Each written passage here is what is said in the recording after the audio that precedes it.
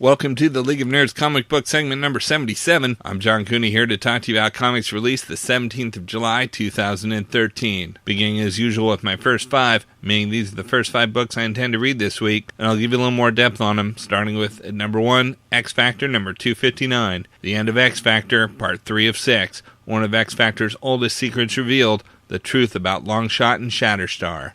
As the series comes to a conclusion, writer Peter David told about finally explaining their relationship. Quote, I got permission from editorial to tell explicitly what the relationship between the two of them is. Close quote. He also expressed his gratitude for his run of over 100 issues. Quote, I think it's great that Marvel gave me the opportunity to stick with it. I feel fantastic that has provided all this room and time to explore the characters. Close quote. Peter David will be at San Diego Comic-Con doing signings. Unfortunately, I will not be at Comic-Con to see him, but I'm grateful for his recovery 6 months now following his stroke and his appearance at Comic-Con. At number 2, we've got Invincible number 104, The Wrath of Angstrom Levy Takes Its Toll. Series writer Robert Kirkman spoke about the success of Invincible. Quote, yeah, it's kind of ridiculous. Invincible and The Walking Dead both. I thought both of them would be canceled by issue 10, but I hoped that they would become what they became.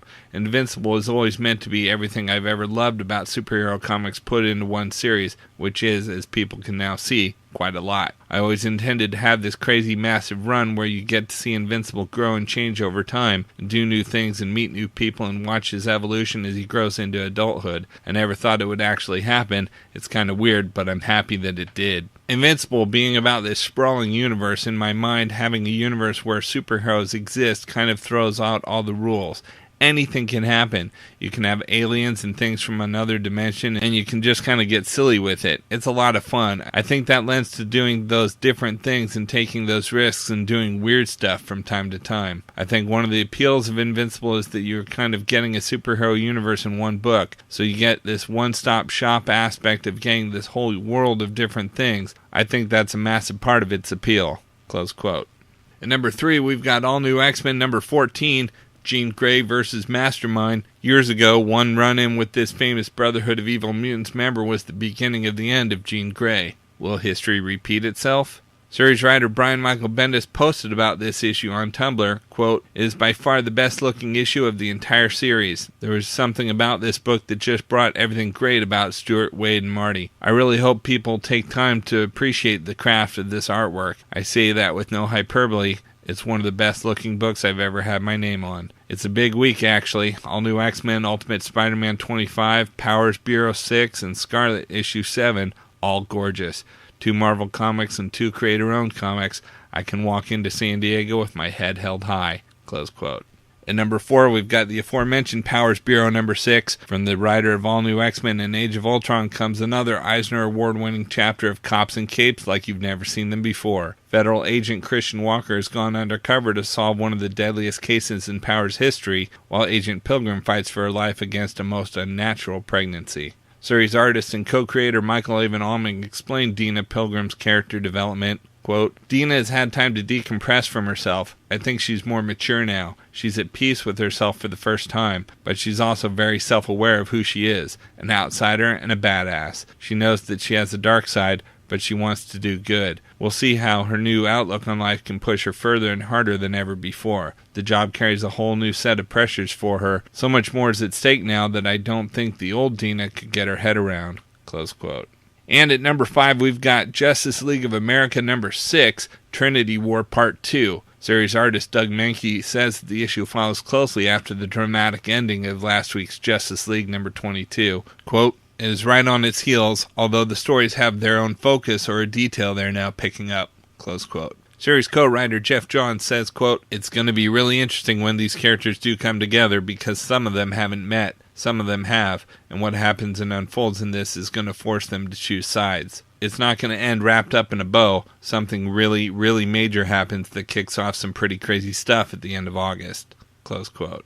Rounding out the top 10, at number 6, we've got Scarlet number 7. The revolution is happening now. Scarlet takes City Hall with her list of demands, and the city's reaction will surprise you. The creator-owned hit of the year is back and bolder than ever from the Eisner Award-winning team of Maleev and Bendis. At number 7, we've got Harbinger Wars number 4 of 4. It all comes down to this: Hardcore versus Bloodshot versus Toyo Harada versus Peter and the Renegades. Who will be left standing amidst the wreckage once called Las Vegas? The bone-crushing conclusion to Valiant's first summer blockbuster is here, and no hero in the Valiant universe can escape its aftershocks. At number 8, we've got What If AvX number 2 of 4. The biggest event of 2012 is now the biggest miniseries of 2013. We all know what happened to the Avengers and the X-Men, but what if the story had gone differently? The one and only Jimmy Palmiotti brings his signature style to a mind-blowing reinterpretation of a key event in the history of the Marvel Universe, featuring Magneto, Hope, and every Avenger and X-Men you can imagine. At number 9, we've got Nova number 6. Now that we've seen his origin, there's only one thing standing between Nova and being an Avenger. He needs to ask his mom. And at number 10, we've got Thanos Rising number 4 of 5, with the simple solicit: Thanos kills a lot of people. For the best of the rest this week from DC Comics, we've got Batman and Catwoman number 22. Bruce Wayne continues to grind through his grief over the death of Damian, but is Catwoman here to help Batman or take advantage of his vulnerable state? Next, we've got Birds of Prey number 22. Betrayed by one of their own and homeless, the last thing the birds need is another shock. But what is Condor's link to Basilisk? Next, we've got Justice League of America's Vibe number 6. Being chased by bounty hunters, the guns of Argus aimed at your head. It's a typical day for Vibe. We've also got Supergirl number 22. Careful what you wish for. Karen may have found a home away from Earth, but it's at a price that Superboy will have to pay to a major Superman foe. And we've got Wonder Woman number 22. Welcome to New Genesis. Wonder Woman makes her first visit to Orion's homeworld and comes face to face with the Highfather, and sees the strange hold he has over his uncontrollable son. From Marvel, we've got Avengers number 16, The Two Worlds Solution, Prelude to Infinity, Part 3. The battle between the Avengers and Mad Earth heats up. Whatever happened to Ex Nihilo and Abyss, and for that matter, Starbrand and Nightmask as well. Next, we've got Cable and X-Force number 11. As tensions rise between X-Force and the Uncanny Avengers, Cable's precognition visions grow increasingly relentless. X-Force must race against the clock to stop each terrible vision from coming true, but what will happen if they fail? In the world of X-Force, a minute can mean the difference between life and death. We've also got Fantastic Four number 10. Ben Franklin was a Skrull. Next, we've got FF number 9. What happens? Pool party. Who do they fight? Pool party. What do we get? Pool party. We've also got Iron Man number 13. The secret origin of Tony Stark continues. That ulterior motive? It's huge. Let's go inside it. At a deserted battlefield from the beginning of time, we discover the best offense. Next, we've got Morbius the Living Vampire number 7. Morbius can't get away from Superior Spider Month. Cure Everything Part 2. With Morbius and Spider-Man making a tentative truce, Morbius gets closer to finding the cure and closer to getting caught. We've also got Savage Wolverine number 7. Wolverine slices, Elektra dices. What more could you want in a comic?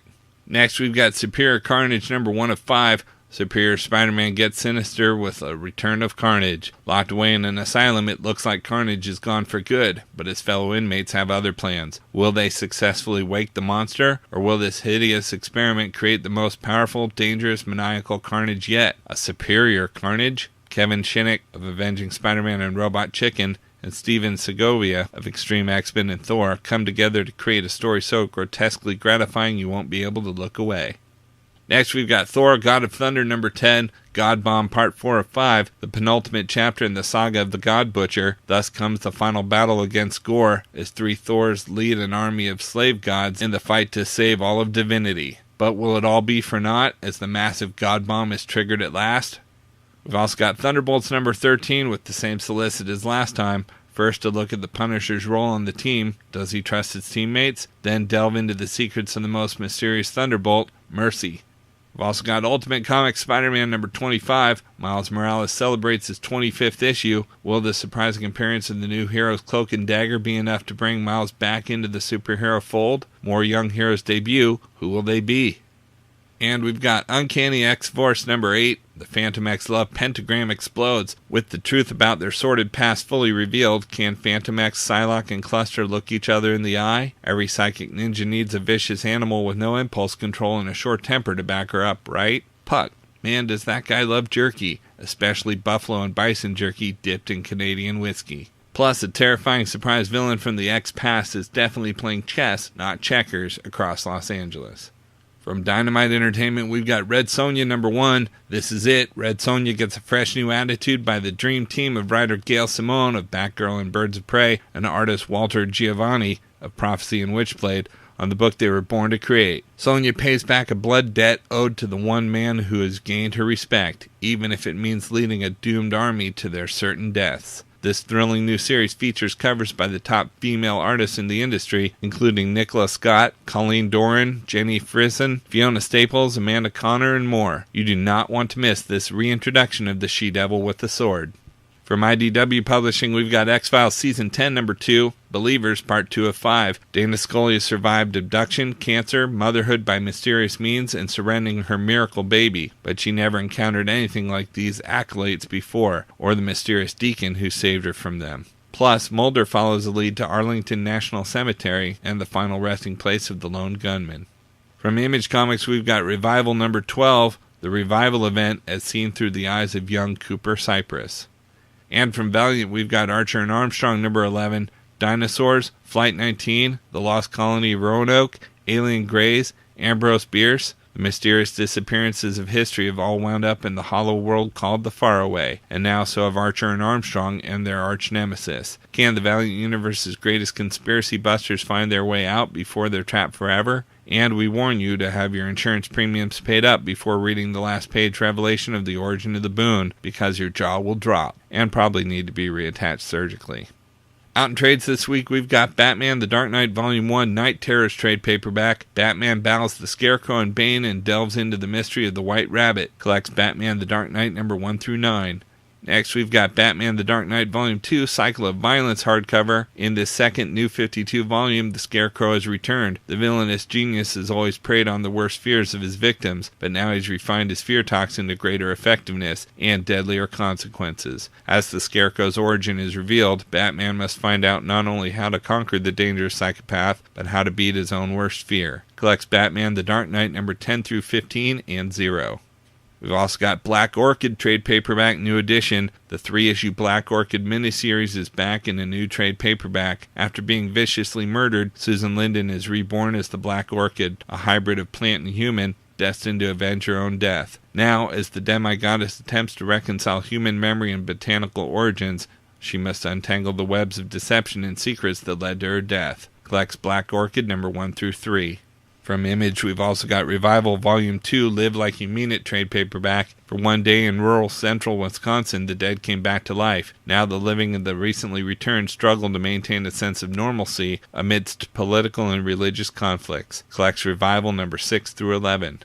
And we've got Think Tank Volume 2 trade paperback, Genetics. 2 months after the flashy and brilliant escape from the DARPA-funded military think tank he used to call his home, slacker genius Dr. David Lauren has willingly returned to his lab to continue his work that he not long ago wished to be no part of. When a weapons designer loses his moral compass, who are the true victims of his creations? Collects Think Tank number 5 through 8 and Think Tank Military Dossier number 1.